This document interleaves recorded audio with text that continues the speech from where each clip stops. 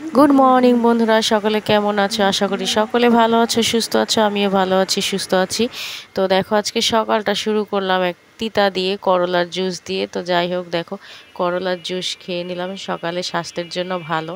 তো সব জুস টুস খেয়ে এখানে চলে এলাম রুটি বানাতে, কেননা সকালবেলা আজকে আমরা রুটি খাবো। অনেক দিন রুটি খাই না, আর হঠাৎ করে একটু রুটি খেতেই মন ছিল।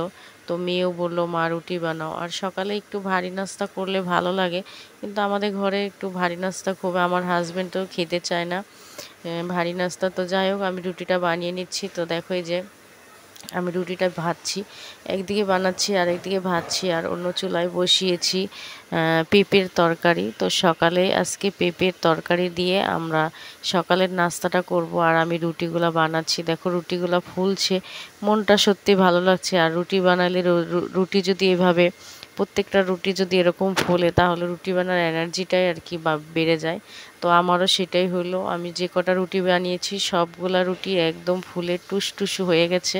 তো এদিকেও আমার পেঁপের তরকারিটা হয়ে গেছে। তো আমি মেয়েকে বললাম, তুমি পেঁপের তরকারিটা নামিয়ে নাও, আর আমি রুটিটা নিয়ে আসি। তো দেখো, আমি এদিকে রুটি আর তরকারি নিয়ে নিয়েছি, ওদিকে নাস্তা খেয়ে এদিকে চলে এলাম অন্যান্য কাজে। বলতে আজকে কিছু কাপড় দেবো, সেই জন্য মেশিনে দিয়ে দিয়েছি কাপড়।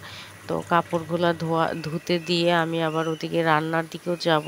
আর ঘুমের থেকেও যেহেতু দেরি করে উঠি বলতে চেষ্টা করি তাড়াতাড়ি ওঠার, কিন্তু উঠতে পারি না। আসলে কি যে অবস্থা, জানি না কিভাবে।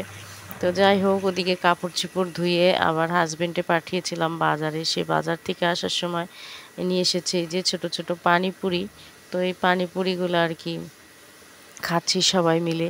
খেয়ে দেখি রান্নার কি জোগাড় করা যায়। তো রান্নার জোগাড় করে রান্নাও বসিয়ে দিব, অনেকটা সময় হয়ে গেছে।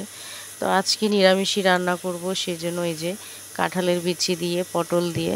পরে রান্না করতে করতে চিন্তা এলো যে সয়াবিন দিলেও ভালো হতো। যাই হোক, তারপরও খারাপ হয়নি। নিরামিষের মধ্যে পটল, কাঁঠালের বিচির তরকারি একটা, আর হচ্ছে করলা ভাজি। তো এটাই ছিল আজকে দুপুরের মেনু, সাদা ভাত। তারপরে আবার রাত্রের জন্য একটু রান্না করেছিলাম, নিরামিষ তো আর খাওয়া হলো না। তারপরে রান্না করেছি কচু দিয়ে কই মাছ। তো এই যে কই মাছগুলো, আর আমার মেয়ের কি, সব বাচ্চারা এই কই মাছগুলো খেতে অনেক পছন্দ করে, এই কই মাছগুলা। তো যাই হোক, এই পাঙ্গাস মাছ আর কই মাছ, এই কই মাছগুলো খেতে সবারই খুবই মোটামুটি পছন্দ। তো এই দেখো, আমি কই মাছগুলো নিয়ে ভালো করে হালকা ভেজে নিলে কি আর তরকারিতে ভালো লাগে।